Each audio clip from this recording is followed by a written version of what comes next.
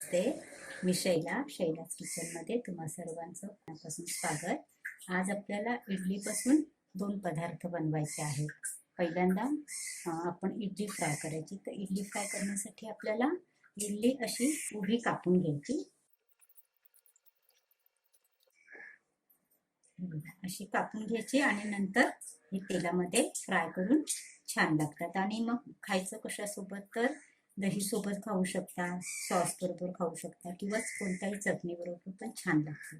दुसरी रेसिपी बनवायची आहे ते मसाला इडली. तर मसाला इडलीसाठी आपण कशी उभे आडवे छोटे मोठे केले पीसेस तरी चालेल. आता हे जेवढे आपल्याला करायचे आहेत तेवढे आपण असे कापून घ्यायचे आणि त्याच्यानंतर आपल्याला फोडणी करायची. तर फोडणीसाठी आपल्याला साहित्य लागणार आहे तेल, कढीपत्ता, दही, हळद, हिंग, मोहरी आणि लाल तिखट.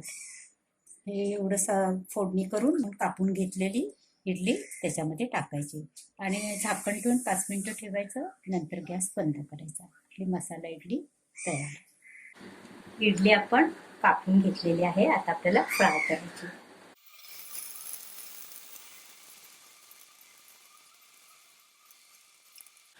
एका वेळेला 4 ते 5 टाकायचे, नाहीतर मग ते चिकटतात.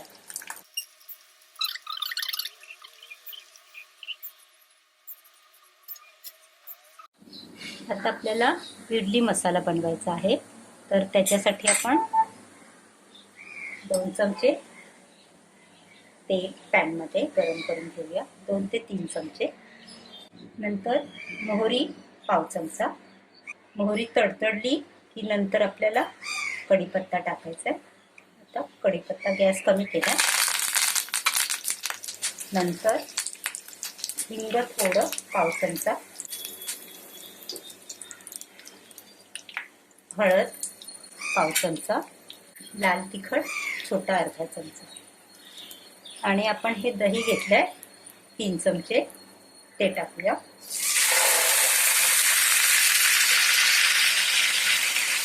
साखर 1 चमचा आणि हे आपण इडली कापून घेतलेली आहे. हे आता पहिल्यांदा छान धुवून घेऊया.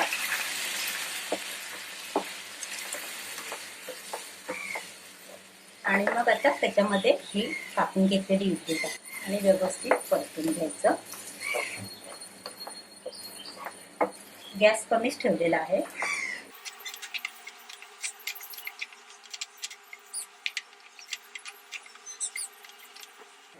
व्यवस्थित एकदम परतून घ्यायचं. मीठ मसाला सगळं लागलं पाहिजे आणि 2-3 मिनिटांनी गॅस बंद करायचा.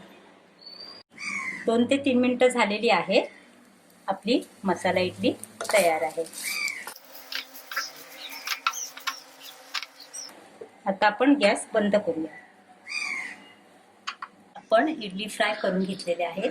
एका वेळेला 3 ते 4च टाकायचे आणि समजा चिकटले ना ते थंड झाल्यानंतर मोकळे होतात. आणि मग आता इडली फ्राय खायची कशासोबत, तर तुम्ही सॉस सोबत खाऊ शकता, दही साखर टाकून त्याच्यासोबत खाऊ शकता किंवा चटणी बरोबर पण खाऊ शकता.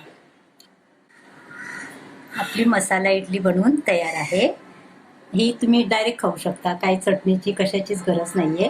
खूप छान लागतं, टेस्टी. साखर पण आहे, लाल तिखट मीठ वगैरे टाकून दही टाकलंय त्याच्यामुळे खूपच छान लागतं. माझी रेसिपी तुम्हाला आवडली तर लाईक करा, शेअर करा, सबस्क्राईब करा आणि बेल आयकॉन दाबायला विसरू नका. थँक्यू.